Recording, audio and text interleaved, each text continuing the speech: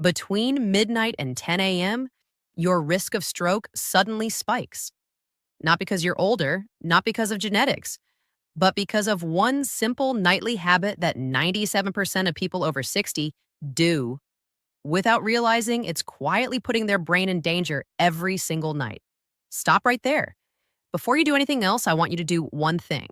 Place your hand on the side of your neck, right there, just under your jaw. Feel that? That soft, steady beat under your fingers. That is blood moving toward your brain. Right now, in this moment, your brain is receiving oxygen, nutrients, and everything it needs to keep you alive and thinking through a network of vessels so delicate that even small changes in circulation can have consequences you will not feel until it is far too late. Now, here's something most people never think about. Your stroke risk is not highest during the most stressful moment of your day. It is not when you are stuck in traffic or arguing or pushing through a tough afternoon. Your stroke risk is highest while you are completely unconscious, while you are asleep. Between the quiet hours of midnight and 6 in the morning, your brain is more vulnerable to circulation problems than at any other point in the entire day. And here is what makes this so important and so deeply overlooked. Most of the things that make those hours dangerous are not random. They are not purely genetic, and they are not inevitable. Many of them trace back to specific habits, things people do or do not do in the hours before they close their eyes. One habit in particular stands above the rest. It is something millions of adults do every single evening. Most people have no idea it affects their brain overnight. And when it is corrected, the changes people notice can be significant. We are going to get to that today. But first, I want you to understand something about what is actually happening inside your body while you sleep. Because once you see it clearly, everything else in this video will make a lot more sense. I am Dr. Megan Foster. I have spent more than 20 years working directly with adults managing stroke risk, circulation disorders, and vascular brain health. And in that time, I have noticed a pattern that troubles me. The patients who struggle most are rarely the ones ignoring obvious warning signs. They are the ones doing everything they think is right and still not protecting themselves during the hours that matter most. Because the conversation around stroke prevention almost never includes sleep. We talk about diet, we talk about blood pressure medication, we talk about exercise, and those things matter absolutely. But what happens to your brain between 10 at night and 6 in the morning? Almost no one talks about that. Not in waiting rooms, not in routine checkups, not in most of the health content people consume. And that gap is costing people their health. In some cases, their lives. So today, that is what we are fixing. I want you to think back for a moment. Think back 10, 15, maybe 20 years. When you were younger, sleep probably felt simple. You were tired. You went to bed.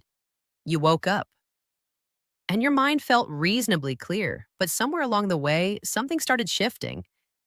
Maybe you noticed you were waking up more during the night, or that mornings felt heavier, foggy in a way that coffee could not quite cut through. Maybe you started getting mild headaches in the early hours before you even got out of bed, or that slight dizziness when you stood up too fast. Most people write these things off as normal aging, and I understand that.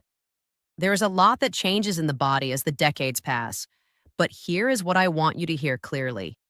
Many of these changes are not simply the brain aging.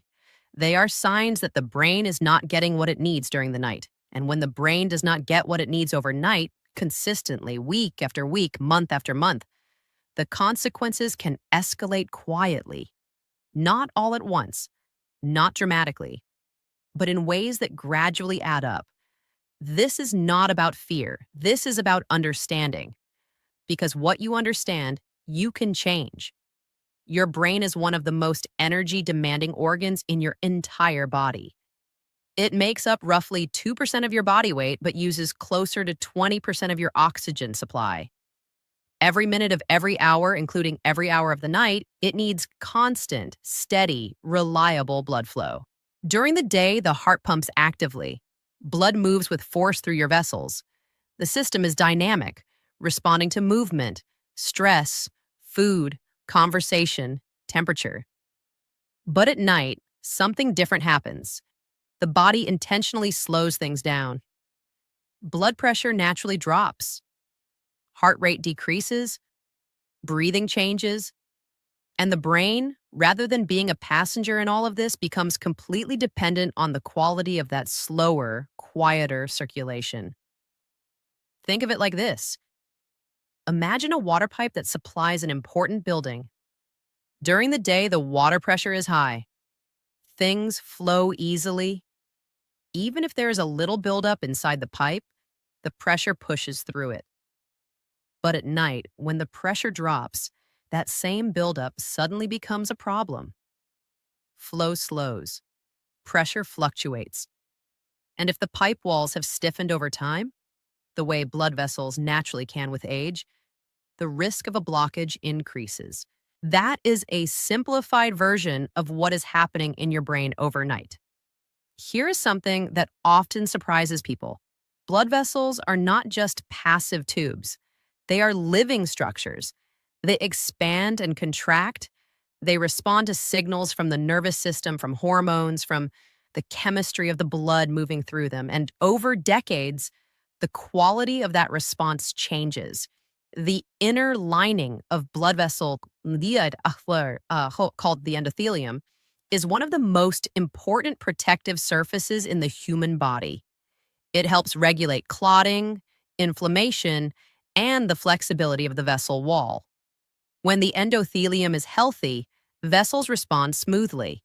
When it is chronically stressed by inflammation, poor sleep, high blood sugar, dehydration, it becomes less responsive, less protective. And many of the habits we are going to talk about today directly affect the health of that inner lining. Night after night, research has confirmed what clinicians have long observed. Strokes do not occur randomly across the 24-hour clock. They cluster. A significant body of research, including long-term studies published in major cardiovascular journals, has found that stroke incidence rises sharply in the early morning hours. The transition between deep sleep and waking, roughly between 5 and 8 in the morning, is one of the highest risk windows in the entire day. The reasons include shifts in blood pressure as the body prepares to wake, changes in how blood clots during that transition period, and the cumulative effects of whatever happened to circulation during the night. In other words, your overnight habits build toward that morning window. What you do at 10 at night shapes what happens at 5 in the morning. And that is exactly why what we are covering today matters so much. Before I get into the 7 habits, I want to mention one more thing about the brain that most people are not aware of. And it connects to everything that follows. The brain is not designed to simply idle during sleep. It is designed to actively work, to consolidate memory, to clear waste, to repair cellular damage, to regulate hormones, to process emotions. Sleep is not downtime for the brain. It is maintenance time, critical, irreplaceable maintenance. And for that maintenance to happen properly, the brain needs the right environment, the right temperature, the right chemistry, the right blood flow, the right oxygen levels. When any of those conditions are disrupted night after night, the maintenance does not get done, and the effects accumulate slowly in ways that often do not become obvious until years later. So let me walk you through 7 nighttime habits that quietly raise stroke risk after 60. Some of these are well documented in medical literature. Some are almost never discussed outside clinical settings. And the number one habit is something millions of people do every evening, thinking it is completely harmless. We will save the most important one for last. Stay with me until the end because that one carries the most practical, immediately actionable advice. Let me know in the comments how many hours of sleep you typically get each night. It is always interesting to see where people actually are with their sleep, not where they think they should be. Habit number 7, sleeping completely flat. This one surprises people. The image of lying flat in bed feels natural. It feels like the default position. And for many parts of the body, it is fine. But for the brain, particularly in adults over 60, completely flat sleep can interfere with one of the brain's most critical nighttime processes. Here is what most people are never told. The brain has its own internal cleaning system. It is called the glymphatic system. During deep sleep, the spaces between brain cells expand, significantly, in fact, by as much as 60% compared to waking hours. And a flow of fluid moves through those spaces, washing out waste that accumulated during the day. Proteins, metabolic byproducts, and cellular debris all get cleared during this process. One of the proteins this system helps clear is called amyloid beta. You may have heard that name in the context of Alzheimer's research. When the glymphatic system does not function efficiently night after night, these proteins accumulate. This is not just a distant future risk. It is something that affects brain clarity, cognitive sharpness, and blood vessel health in the medium term. Research has found that the position you sleep in affects how efficiently the system works. Sleeping at a slight incline, with the upper body elevated by 4 to 6 inches, appears to support better fluid drainage and waste clearance compared to completely flat sleep. There's also the issue of pressure on the veins that drain blood from the brain. When lying completely flat, the jugular veins, which carry blood away from the brain, can experience increased pressure, particularly in adults whose vessel flexibility has decreased with age. This can subtly affect how efficiently blood drains from the brain overnight. Now, this does not mean you need anything complicated. A proper wedge pillow that supports both the upper back and the head, keeping the neck in a neutral position, is the practical tool here. One important caution: stacking regular pillows is not the same thing. When pillows are not shaped to support the neck, they often create a forward bend in the cervical spine. That bend can actually compress the carotid arteries, the main arteries supplying the front of the brain, reducing flow rather than supporting it. It looks like elevation but works against you mechanically. A proper wedge, consistent sleep position, and a pillow that keeps the neck straight. These small structural changes support the brain's overnight environment in ways most people never think about. Habit number 6. Going to bed dehydrated. Let me ask you something direct. When do you stop drinking water each day? For many people, the answer is sometime in the late afternoon or early evening. Maybe because they want to avoid getting up for the bathroom at night. Maybe they simply forget. Maybe they do not feel thirsty because, and this is an important point, the thirst sensation becomes less reliable as we age. This is actually one of the more underappreciated physiological changes that occurs after 60. Young adults feel thirst accurately. Their bodies signal clearly when hydration is needed. But older adults often do not feel thirsty even when they are meaningfully dehydrated. The mechanism becomes blunted, which means you cannot rely on thirst alone to tell you whether you are adequately hydrated before bed. Here is why this matters for the brain overnight. Blood is mostly water. Around 90% of blood plasma is water. The thickness of your blood, what doctors call viscosity, is directly determined by how hydrated you are. When the body is dehydrated, blood becomes thicker and flows less easily. The heart works harder to push it, and for the smaller vessels deep in brain tissue, with vessels far thinner than a human hair, even mild thickening of the blood can reduce flow. Now layer on what happens during sleep. You are not drinking anything for 7 or 8 hours. Your body continues losing water through breathing alone. Roughly a cup of water lost per night just through exhalation. And if you were already mildly dehydrated at bedtime, that mild dehydration becomes moderate dehydration by early morning. This is the window, those early morning hours, when stroke risk is highest. And this is when blood viscosity peaks, if evening hydration was poor. There's another layer to this. Dehydration has been specifically linked in research to increased clotting risk. When blood thickens, platelets, the tiny cells involved in clot formation, cluster more easily. The conditions for a small clot forming in a vulnerable vessel become more favorable. And in a brain vessel that has already experienced some narrowing or stiffening with age, even a small clot can have serious consequences. The practical approach here is straightforward. Drink a full glass of water with dinner. Have another moderate amount around 7 or 8 in the evening, if your bedtime is 10 or 11. Avoid alcohol in the evening hours. Alcohol is a diuretic, meaning it causes the kidneys to excrete more water, leaving you more dehydrated, not less. And be aware that many common medications, including certain blood pressure drugs and antihistamines, also have mild dehydrating effects.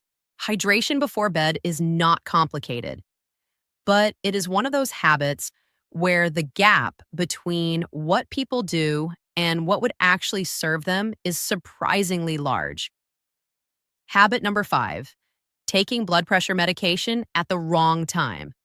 This is one of the most rarely discussed habits on this list, and it matters specifically for the large percentage of adults over 60 who are on blood pressure medication. Here is the background you need. Blood pressure does not stay constant throughout the day. It follows a predictable rhythm called a circadian pattern. During active hours, it is higher, supporting physical and mental activity. As you wind down towards sleep, it naturally begins dropping. During deep sleep, it falls to its lowest point of the day. This drop is called the nocturnal dip. In a healthy cardiovascular system, blood pressure dips by roughly 10 to 20% during sleep. This dip is actually protective. It gives the heart and blood vessels a genuine period of lower stress. The problem arises when blood pressure medication amplifies this natural drop beyond what is safe for the brain. Many blood pressure medications have what is called a peak effect, the window of time when they are working most strongly. If someone takes their medication late in the evening and the medication's peak effect happens to coincide with the deepest part of the nocturnal dip, blood pressure can fall lower than intended. For the brain, there is a minimum level of blood pressure needed to maintain adequate blood flow, particularly to the deeper, smaller vessels in brain tissue. When pressure drops below that minimum during sleep, those vessels may not receive enough circulation. The brain is essentially underperfused during the very hours when it is trying to do its most important repair work. There's another pattern worth knowing about. Some people actually experience the opposite problem, called non-dipping, where blood pressure does not fall adequately during sleep. Research has found that non-dippers, people whose blood pressure stays elevated through the night rather than dropping normally, have higher rates of stroke and cardiovascular events. For some people, taking blood pressure medication in the evening is specifically recommended to address this pattern. This is why the conversation about medication timing is not one size fits all. The right timing depends on your specific medication, your individual blood pressure pattern, and what your overnight readings actually look like. If you take blood pressure medication and you regularly wake up feeling dizzy, lightheaded, or unsteady, or if you feel unusually fatigued in the mornings, it is absolutely worth raising the question of timing with your doctor. Ambulatory blood pressure monitors, which track pressure across a full 24 hours, including overnight, can provide the specific information needed to make the right decision for your situation. Habit number 4, sleeping in a room that is too warm. This one connects to something fundamental about how the brain enters and maintains deep sleep, something that most people have never been taught. Your core body temperature is not stable throughout the night. As sleep begins, your body deliberately sheds heat. Core temperature drops by 1 to 2 degrees Fahrenheit during the transition into sleep. This cooling is not a side effect of sleep. It is actually a trigger and a requirement for reaching the deeper, more restorative stages. The brain uses these deeper stages, particularly what is called slow-wave sleep, to do its most important work. During slow-wave sleep, growth hormone is released, which supports tissue repair throughout the body. The immune system is most active, inflammation is regulated, memory consolidation is at its peak, And the glymphatic cleaning system we discussed earlier works most intensively during this stage. When the room is too warm, the body cannot achieve its necessary temperature drop. Core temperature stays elevated. Sleep remains in the shallower stages, what is sometimes called light sleep or fragmented sleep, with far less time spent in the deep restorative stages. The consequences of this extend well beyond feeling tired the next day. When deep sleep is consistently reduced, levels of cortisol, the body's primary stress hormone, remain elevated through the night rather than declining as they should. Elevated cortisol has direct effects on blood vessel health. It promotes inflammation in the vessel walls. It keeps blood pressure elevated, and it interferes with the overnight vascular repair that healthy sleep normally supports. There is also an effect on insulin sensitivity. Poor quality sleep, even just a few nights, measurably reduces how efficiently the body manages blood sugar. And chronically elevated blood sugar is one of the key drivers of damage to the small vessels in the brain over time. Research on sleep temperature converges on a relatively clear range. Most adults sleep best, achieving more deep sleep, less waking, and better overnight recovery in environments between 60 and 67 degrees Fahrenheit or about 15 to 19 degrees Celsius. This range supports the body's natural core temperature drop without creating discomfort from being too cold. If you have been sleeping in a warmer environment, this is one of the lower effort, higher impact changes you can make. A cooler thermostat setting, lighter bedding, or simply a fan for air circulation can all make a genuine difference in the quality of sleep your brain receives. Now we are moving into the top 3. These are the habits with the most direct, well-documented connections to stroke risk in the research. I want to spend proper time with each of them because understanding them deeply is what will actually make a difference in behavior. Habit number 3, undiagnosed sleep apnea. If there is one item on this entire list that I would most want every adult over 60 to take seriously, it is this one. Sleep apnea is a condition in which breathing repeatedly stops during sleep. The airway becomes partially or fully blocked, most commonly because the muscles of the throat relax too much and the soft tissue collapses inward. And for a period of seconds, sometimes longer, breathing halts. The brain detects the drop in oxygen and triggers a partial awakening, just enough to restore muscle tone and restart breathing. The person never becomes fully conscious. They often have no memory of it happening, and then it happens again and again. In moderate to severe cases, this can happen dozens or even hundreds of times per night. There's a second type of sleep apnea worth knowing about. Central sleep apnea, less common but important, occurs not because of airway blockage, but because the brain itself fails to send the proper signals to the breathing muscles. The mechanism is different, but the consequences for overnight oxygenation are similar. Here is what makes sleep apnea so dangerous for brain health specifically. Every pause in breathing drops blood oxygen levels. Oxygen-depleted blood reaches the brain during those pauses. Repeatedly, through an entire night, through hundreds of nights, the brain cycles through brief but real episodes of reduced oxygen. Over time, this creates a pattern of low-grade stress to brain cells and to the walls of blood vessels. Brain cells are among the most oxygen-sensitive cells in the body. They can tolerate only very brief interruptions in oxygen supply before they begin to suffer damage. Individual pauses in apnea may not be long enough to cause obvious injury, but the cumulative effect of years of nightly oxygen drops is measurable. Research has found structural changes in brain tissue in people with long-term untreated sleep apnea, including reduced volume in areas involved in memory and executive function. There's also the blood pressure effect. Each partial awakening from an apnea episode triggers a surge in blood pressure and heart rate. The nervous system briefly activates and then settles, and activates again throughout the night. Instead of the smooth, gradual blood pressure decline that healthy sleep produces, the cardiovascular system experiences repeated surges and drops. This pattern of pressure spikes is highly damaging to vessel walls over time, particularly to the smaller vessels in the brain.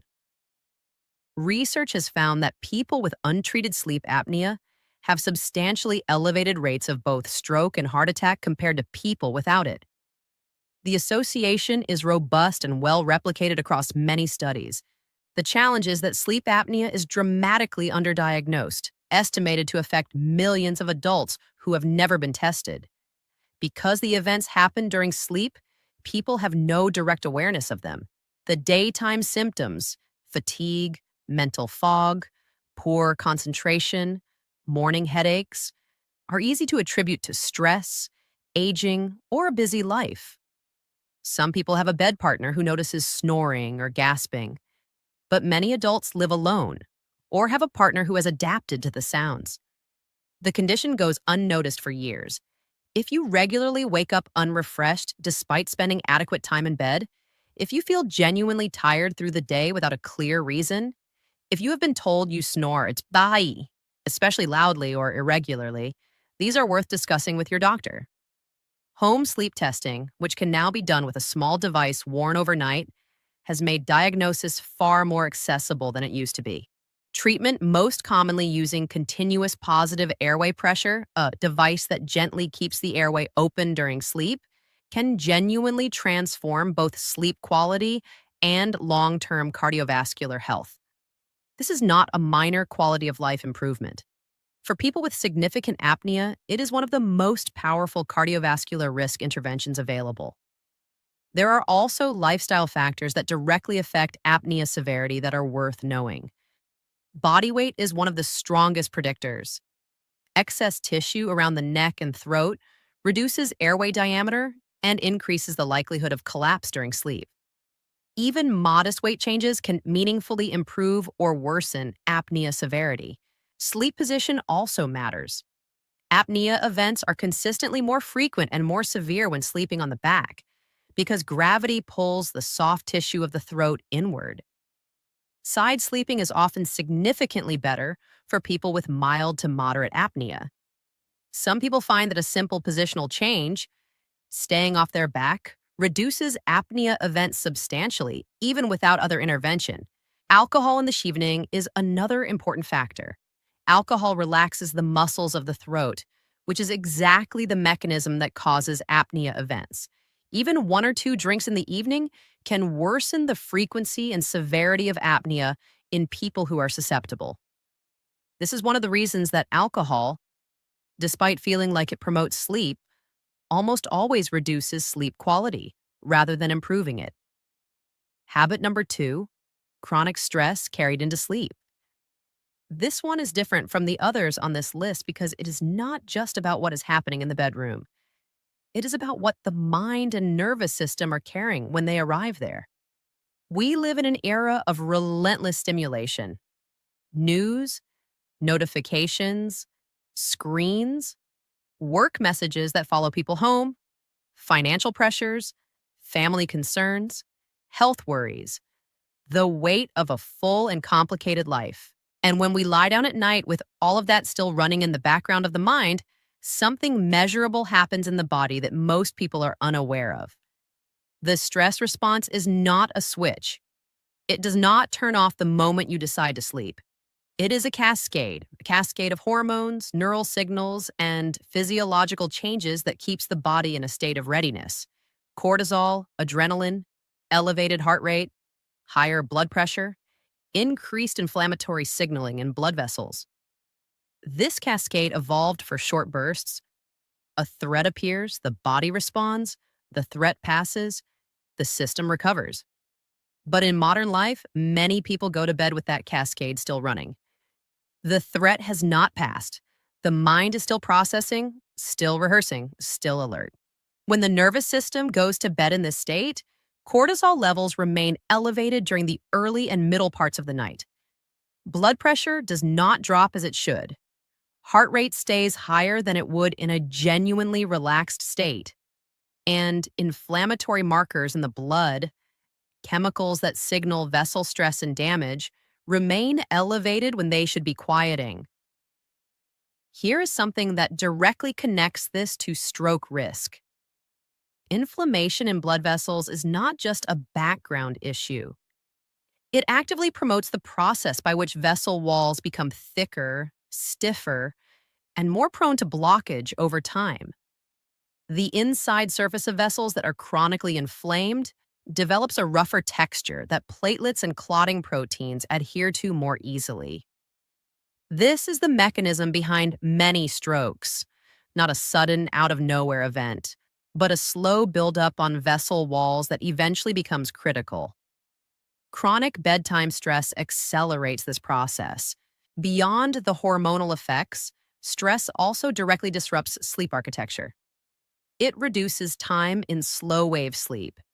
It makes sleep lighter and more fragmented. And as we have already covered in depth, fragmented sleep has its own cascade of effects on brain health. There is also the behavioral dimension. People who are chronically stressed at bedtime are more likely to eat late, drink alcohol as a wind down, use screens right up until sleep, skip physical activity, and maintain irregular schedules, all of which amplify risk in their own right. The research on pre-sleep routines is fairly clear. A deliberate transition period of even 30 to 45 minutes before sleep has measurable effects on cortisol levels, cardiovascular markers, and the quality of sleep that follows. What that transition looks like will differ for different people. Quiet reading, gentle stretching or yoga, a warm shower, which actually works by raising the skin temperature slightly, triggering a compensatory drop in core temperature that supports sleep onset. Writing out concerns on paper, a technique called expressive writing, which has been shown in controlled studies to reduce nighttime cognitive arousal.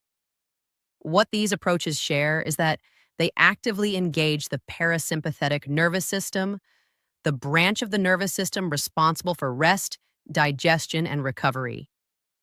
When the parasympathetic system is engaged before sleep, the body enters the night in a different physiological state. Lower blood pressure, slower heart rate, quieter inflammatory signaling. For the brain's overnight circulation, that starting point matters more than most people realize. And now, the number one habit on this list. This is the one I want you to truly understand, not just intellectually, but in a way that stays with you, because when I describe it, most people immediately recognize themselves. And because the fix, while genuinely simple, requires consistency to create the change. Habit number 1. Eating large meals too close to bedtime. This is something millions of adults do every evening. A late dinner, a substantial snack before bed, a full meal eaten 1 or 2 hours before sleep. And almost no one has been told what that does to the body overnight. When you eat a large meal, the digestive system activates in a significant and comprehensive way. Blood flow redirects, shifting heavily toward the stomach, intestines, and liver. The blood that the digestive organs need to process food is substantial. Studies estimate that after a large meal, up to 30% of total cardiac output can be directed toward the gut. The cardiovascular system responds to meet this demand. Heart rate increases. Blood sugar rises as nutrients enter the bloodstream. The pancreas releases insulin to manage that rise. The liver begins processing fatty acids and amino acids. Inflammatory signals increase, particularly after meals high in fat or refined carbohydrates. The entire system is in a state of active, demanding work. During waking hours, this is completely normal. The body is built for it. The problem occurs when this entire physiological cascade is happening as the body is simultaneously trying to shift into sleep mode. Sleep requires almost the opposite conditions. It requires blood pressure to begin declining. It requires the nervous system to shift toward rest. It requires blood flow to stabilize and be available for brain repair and overnight maintenance. It requires blood sugar to be steady and falling, not rising. When active digestion is happening, particularly after a large meal, these two processes are in direct conflict. Blood pressure that should be declining is being maintained by the cardiovascular demands of digestion. Blood sugar is fluctuating when it should be stable. Inflammatory signaling is elevated when it should be quieting. The heat generated by digesting a large meal also raises core body temperature. Working directly against the temperature drop, the brain needs to enter deep sleep. And the circulation that the brain needs for its overnight maintenance, for glymphatic cleaning, for cellular repair, for vascular recovery, is partially competing with the demands of digestion. The result is sleep that is shallower, more fragmented, and occurring in a physiological environment that is fundamentally less supportive of brain health. There is a specific mechanism worth understanding. After a large meal, particularly one high in fat or sugar, blood has a measurably increased tendency to clot. Platelets become more active. Clotting factors are elevated. Inflammatory proteins that make clot formation more likely increase in the bloodstream. In a young, healthy cardiovascular system, this temporary pro-clotting state after meals is managed easily. But in adults over 60, particularly those with any degree of vessel narrowing, stiffening, or prior damage, this post-meal pro-clotting window represents a real period of elevated risk. When that window overlaps with sleep, with lying down, with the natural slowing of circulation, with the reduction in movement that would otherwise help blood flow, the risk compounds. Research has specifically examined meal timing and cardiovascular outcomes. Studies have found that eating within 2 hours of sleep is associated with increased overnight blood pressure, worse sleep quality, and elevated morning cardiovascular markers. Some longer-term research suggests that chronic late eating is independently associated with increased cardiovascular and cerebrovascular risk, meaning it contributes to risk beyond just the calories or composition of the food itself. The practical recommendation from this research is clear. Aim to finish your last substantial meal at least 3 hours before sleep. If your bedtime is 10, try to finish eating by 7. If your bedtime is 11, aim for 8. If you genuinely need something in the hour or two before bed, small and easily digestible is the principle. A small amount of complex carbohydrate, a handful of nuts, a piece of fruit. Nothing that requires the digestive system to fully mobilize. For many people, this one adjustment, just changing the timing of the evening meal, produces noticeable effects relatively quickly. Better sleep depth, less waking during the night, clearer mornings, less morning brain fog, lower fasting blood sugar readings for those who track it. Because the brain, when it is given the overnight conditions it actually needs, stable circulation, adequate oxygen, proper temperature, a calm nervous system, time without the competing demands of digestion, performs the repair and restoration it is designed to perform. And over time, those nightly conditions either protect the brain or quietly work against it. Here's what I want to leave you with. None of what we covered today is about dramatic, complicated, expensive change. There is no surgery, no difficult protocol, no intervention that requires a specialist or a prescription. What we're talking about is the environment you create for your brain every single night. A slight elevation of the upper body for better overnight fluid clearance. Evening hydration maintained earlier in the night before it drops off. A conversation with your doctor about whether the timing of your blood pressure medication could be optimized. A cooler bedroom to support the deep sleep your brain depends on. Awareness of sleep apnea, a highly treatable condition that millions of people have without knowing it. A deliberate wind-down period that gives the nervous system a genuine chance to shift out of stress mode before sleep. And a meal finished 3 or more hours before you lie down. These are practical, accessible, real changes. And here's what I want you to take forward from today. Pick 2 habits from this list. Just 2 to start with. Implement them consistently over the next 30 days. Then pay attention to what shifts. Notice your mornings. Notice whether you feel clearer, less foggy, more rested when you wake up. Notice whether you're waking in the night less often. Notice your energy through the day. These are direct signals from the brain about the quality of circulation and restoration it received during the night.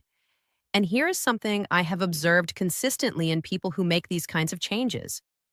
The improvements are rarely just about sleep. When the brain receives better quality overnight circulation and recovery, people often notice improvements in areas they were not even tracking. Sharper thinking, better recall, steadier mood, less afternoon energy crashes. These things are connected. The brain that is recovering well at night functions better in every hour of the day. There is also the long-term dimension worth naming directly. The changes that happen in blood vessels over years are not random. They follow patterns, they respond to inputs. The vessel damage that leads to stroke is not typically a sudden event. It is a long accumulation of small, repeated stresses that the vessel wall eventually cannot compensate for. Every night you support healthy circulation, you are reducing the rate of that accumulation, not dramatically on any single night, but compounded over months and years. The difference between a brain that consistently gets what it needs and one that consistently does not is enormous. This is why building these habits matters. Not as a short-term fix, but as a long-term investment in the organ that makes everything else in your life possible. Not because any single night makes the difference, but because the brain experiences whatever environment it is given every single night for years. And what that environment is, over time, shapes brain health more profoundly than most people ever realize. Aging does not make the brain fragile. Aging means the brain, like any sophisticated system, performs best when the conditions around it are consistently right. When circulation is supported, when oxygen is steady, when inflammation is managed, when sleep is genuinely deep and restorative. Given those conditions, the brain is capable of remarkable function well into later decades of life. The habits we covered today are not small details at the margins. They are the foundation. If you want to go deeper into practical, evidence-based habits for brain circulation, sleep quality, and long-term vascular health, I have created a longevity guide that many viewers have found genuinely helpful as a starting point. It covers specific daily routines, nutritional approaches, and morning habits that support brain health in ways most people are never told about. You can find it linked in the description below. And in the next video, we are going to talk about something that happens right after sleep ends. A morning habit that many people do automatically without thinking that may actually spike stroke risk in the very first minutes after waking. That window, right after you open your eyes before you're fully oriented to the day, turns out to be more important than almost anyone realizes. And understanding what to do and what not to do in those first few minutes can make a real difference. If that sounds like something you want to